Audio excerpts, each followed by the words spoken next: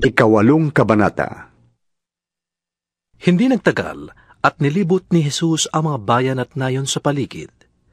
Nangangaral siya at nagtuturo ng magandang balita tungkol sa paghahari ng Diyos.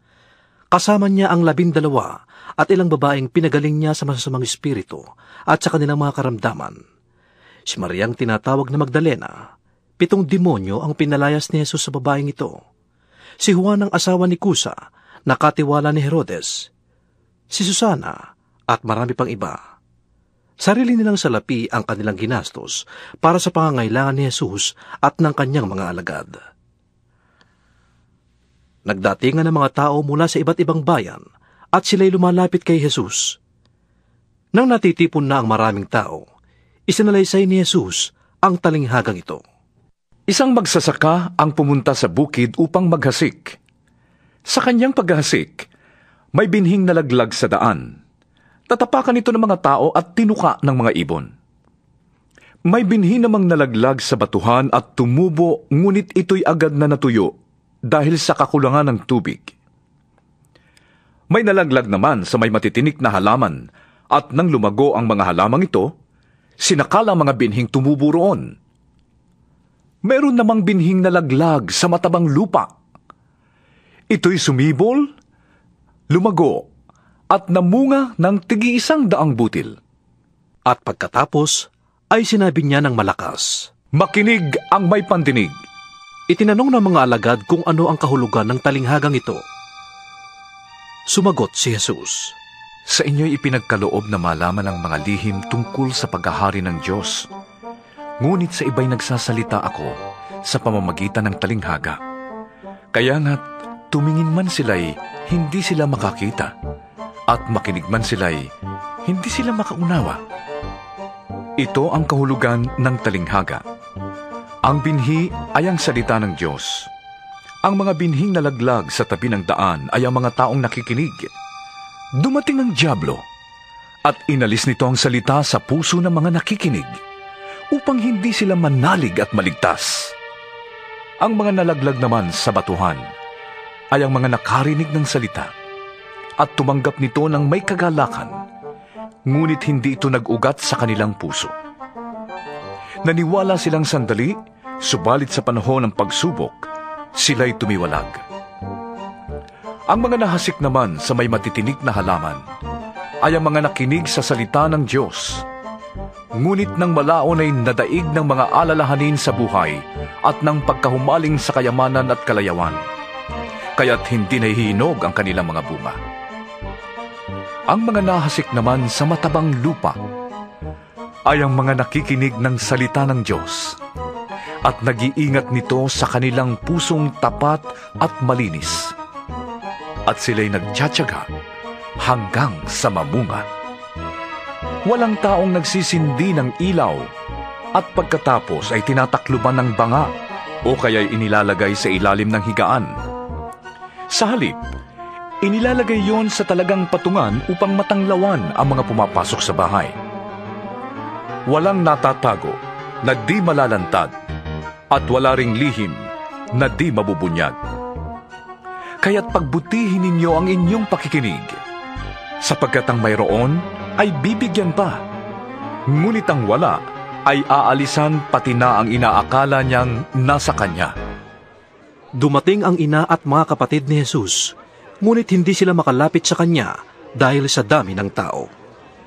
Kaya't may nagsabi sa kanya, Nasa labas po ang inyong ina at mga kapatid. Ibig nilang makipagkita sa inyo.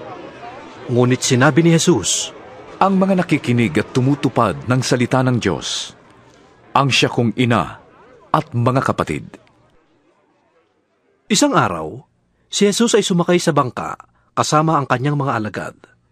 Sinabi niya sa kanila, Tumawid tayo sa ibayo. At ganun nga ang ginawa nila. Nang sila ay naglalayag na, nakatulog si Jesus. Bumugso ang isang malakas na unos, at ang bangka ay pinasok ng tubig, kaya't nalagay sila sa panganib. Nilapitan siya ng mga alagad at ginising. Panginoon! Lulubog po tayo! Sabi nila. Bumangon si Jesus at sinaway ang hangin at ang nagngangalit na tubig. Tumahimik ang mga ito at bumuti ang panahon.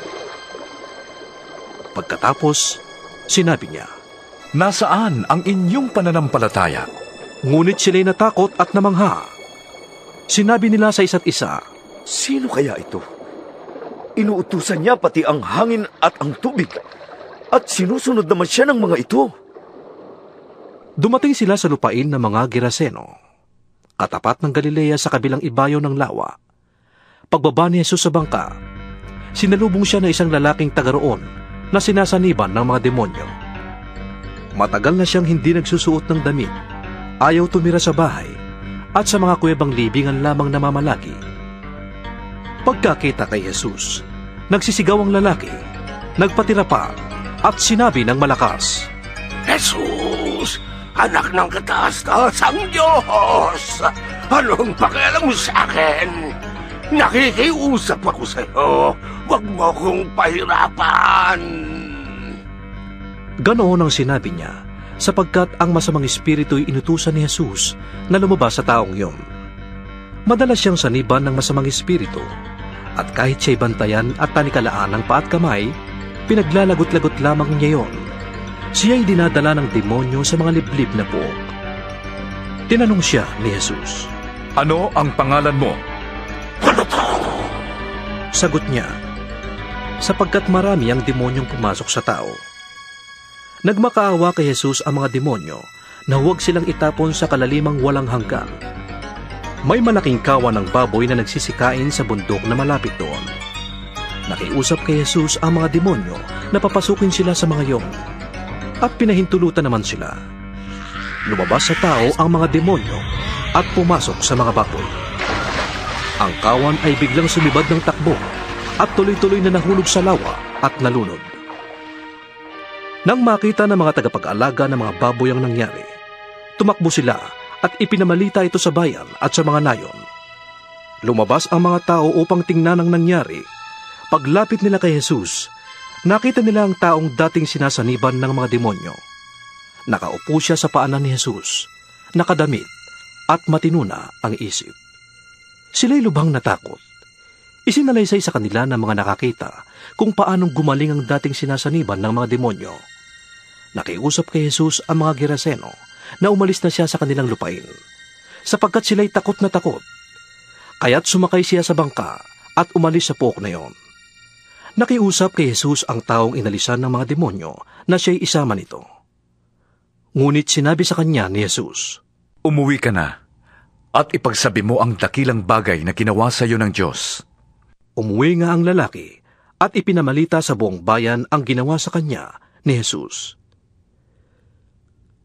Pagbalik ni Jesus, masaya siyang tinanggap ng mga tao sapagkat siya'y hinihintay nila.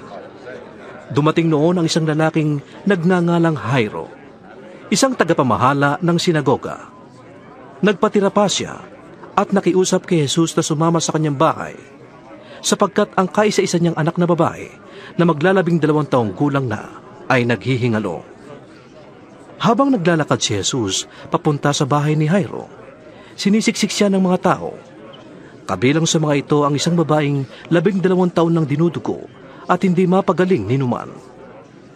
Naubos na ang kanyang kabuhayan sa pagpapagamot.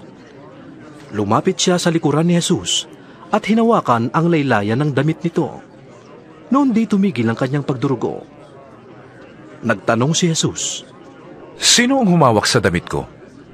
Nang walang umamin, sinabi ni Pedro, Panginoon, napapaligiran po kayo at sinisiksik ng mga tao? Ngunit sinabi ni Jesus, May humawak sa damit ko. Naramdaman kong may kapangyarihang lumabas sa akin. Nang malaman ng babae na hindi pala nalingid ang kanyang ginawa, siya'y nanginginig na lumapit at nagpatira pa sa paanan ni Jesus. Pagkatapos, sinabi niya sa harap ng lahat ng naroon kung bakit niya hinawakan ang damit ni Jesus at kung paanong siya'y gumaling agad. Kaya't sinabi sa kanya ni Jesus, Anak, pinagaling ka ng iyong pananalig. Humayo ka.